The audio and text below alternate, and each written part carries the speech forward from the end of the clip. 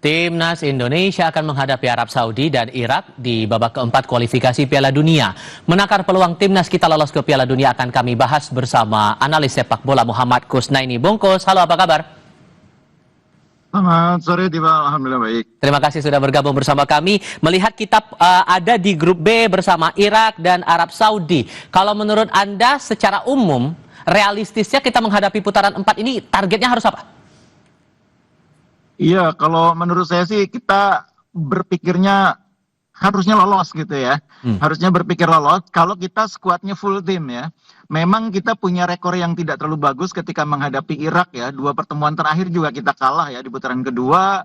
14 kali pertemuan tuh kita juga sulit menang ya. 9 pertemuan lawan Irak tuh kita nggak pernah menang, 8 kali kalah. Tapi kan situasinya agak berbeda karena sekarang kita permainannya semakin meningkat, punya striker yang bagus, yang di pertandingan terakhir juga cukup produktif oleh Romani. Harusnya kita berpikir kita bisa lolos. Cuma sayangnya problemnya Oleh ini apakah bisa main atau tidak di putaran keempat? Karena kabar terakhir kan harus dioperasi dan kita belum tahu persis berapa lama waktu yang dibutuhkan untuk recovery. Kalau kita bermain dengan kekuatan penuh, sebetulnya kita harusnya optimis bisa lolos. Ya, jangan berpikir putaran kelima dulu, kita berpikir lolos dulu di putaran keempat. Itu sebetulnya skenario-nya. Cuma memang begitu dipastikan operasi dengan waktu pemulihan yang kita belum tahu persis, situasinya jadi agak berubah. Sekarang kita harus berpikir main sebaik-baiknya, mudah-mudahan masih bisa lolos ke putaran kelima.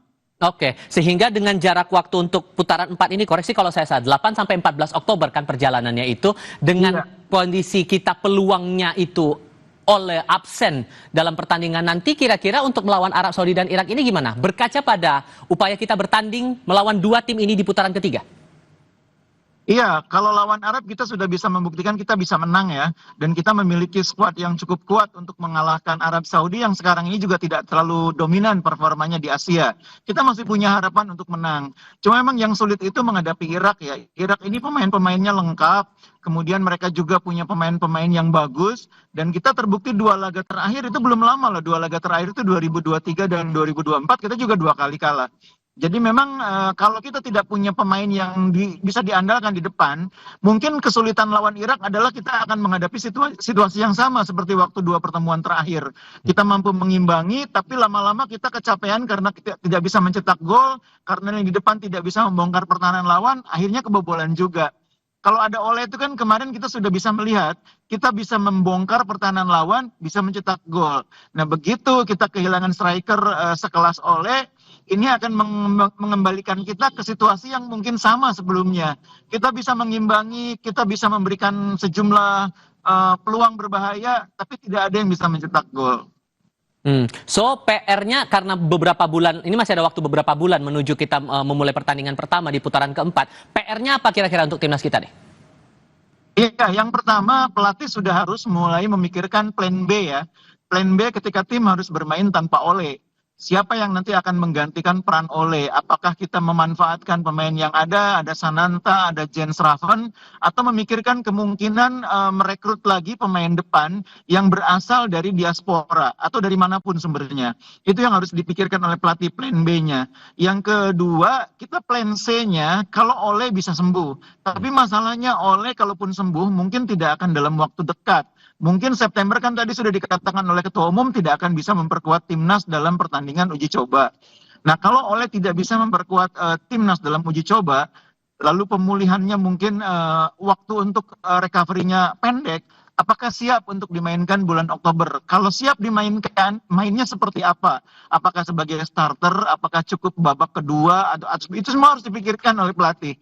Nah yang ketiga mungkin kita harus berpikir dengan skenario yang sama sekali baru. Kita berpikir tentang game plan tanpa Oleh.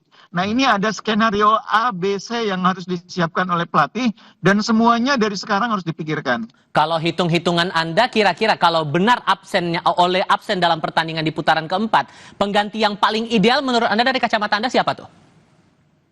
Sebetulnya menurut saya saat ini skuad yang ada itu tidak punya karakter pemain yang bisa menggantikan peran Ole ya. Sananta ini tipikal striker murni, finisher yang masih butuh waktu, jam terbang untuk menjadi striker yang diandalkan di timnas senior. Jens Ravan juga seorang finisher yang bagus, tapi pengalamannya masih sangat minim. Bahkan baru akan mulai bermain di liga profesional musim ini. Jadi memang tidak ada pemain lain yang bisa betul-betul menggantikan peran Ole. Karena itu kalau saya cenderung mendorong pelatih sudah harus memikirkan plan kita bermain dengan Ole dalam kondisi tidak sempurna, kondisinya baru pemulihan cedera, atau bermain dengan skenario tim bermain tanpa Ole, skenario tanpa Ole. Nah ini saya pikir harus dipikirkan oleh pelatih, dan saya yakin Coach Kluivert bersama jajaran asisten sudah punya skenario ABC itu. Kita memang agak kesulitan dengan bermain tanpa Ole, tapi ini harus realistis kita hadapi. Oke, perihal pengaturan strategi nanti, kita melawan Timur Tengah nanti saat putaran keempat, bagaimana penekanan yang harusnya diperhatikan betul oleh Patrick Kluivert nantinya untuk timnas kita? Pertama-tama kita harus menyiapkan uji coba yang bagus bulan September ya. Dan uji coba itu adalah simulasi menghadapi lawan-lawan dari Timur Tengah. Makanya kan sudah dikabarkan bahwa kita akan bermain melawan Lebanon, melawan Kuwait. Itu pilihan yang bagus. Kita menghadapi lawan-lawan yang memang karakter bermainnya mirip dengan tim-tim yang akan jadi lawan kita. Arab Saudi, begitu juga dengan Irak. Tapi bukan sekedar memilih uji coba yang bagus. Saya pikir pelatih juga sudah harus mulai menyiapkan atau memberikan memberikan semacam program bagi pemain-pemain yang diharapkan nanti akan menjadi starter atau andalan dalam permainan tim kita. Jangan lupa sejumlah pemain saat ini masih punya persoalan. Misalnya Tom Haye saat ini masih berjuang untuk mendapatkan klub. Padahal dia pemain kunci di lapangan tengah. Nah, begitu juga dengan beberapa pemain yang lain. Ini juga pelatih harus mulai memikirkan kepada pemain-pemain yang merupakan kunci permainan timnas, itu harus mulai ikut dibantu program-program untuk mereka agar bisa menyiapkan diri nanti seperti apa menghadapi bulan Oktober. Memang pemain ini akan ada di klub, tentu mereka akan mengikuti jadwal klub ya. Tapi seandainya ada skenario di mana pemain ini tidak mendapatkan klub yang sesuai, itu juga timnas harus ikut memikirkan supaya kita bisa mendapatkan skuad yang lengkap pada saat bulan Oktober nanti. Tentu yang kita juga berharap hasilnya juga bakal maksimal di putaran 4 ini. Kalau kita boleh evaluasi lagi saat kita ditaklukkan telak saat melawan Jepang waktu itu, kira-kira evaluasinya harus bagaimana timnas kita nanti untuk menghadapi putaran 4 ini? Kalau lawan Jepang itu memang situasinya agak berbeda ya, karena Jepang itu bisa dibilang kelasnya masih di atas kita ya. Tapi kalau Arab Saudi itu kan kelasnya sebetulnya tidak di atas kita. Irak juga sebetulnya kelasnya tidak terlalu jauh dibanding kita. Kita kalah lah dari permainan waktu lawan Irak. Tapi kelas permainannya nggak beda jauh. Kita masih bisa mengimbangi, masih bisa meladeni, menciptakan banyak peluang. Cuma memang waktu itu problemnya kita tidak punya striker yang karakternya haus gol. Nah, lawan Jepang itu beda sekali karena Jepang tuh level permainannya di atas kita. Jadi saya tidak terlalu risau dengan permainan ya. Kita bermain melawan Arab dan Irak itu level permainan kita tidak jauh. Memang Irak punya pemain-pemain yang lebih berpengalaman main di Eropa ya, pemain-pemain yang bagus, tapi kita juga punya pemain yang secara tim itu akan mampu mengimbangi. Nah, problemnya memang kepingan-kepingan kecil itu yang mungkin jadi pembeda. Pemain depan, pemain kunci di lapangan tengah, atau pemain yang bisa menjadi semacam game changer, itu yang kita masih butuh pemain-pemain tipikal seperti itu. Oke, Bung Kusnaini, terima kasih banyak sudah mau berbagi pandangan bersama kami. Hati-hati di jalan ya, Bung. Selamat sore.